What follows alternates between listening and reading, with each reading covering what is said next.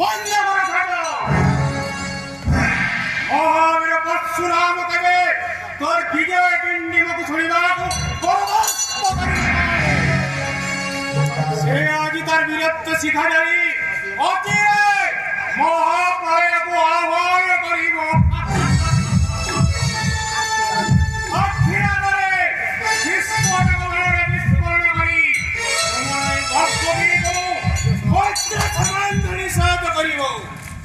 পরশুরাম যিনি বীর্য নহে অরিন্দম, সেই পরশুরাম নিজের বাহুবিক্রম ফুটাই ভারত জুড়ে একবিংশ বার ধরণী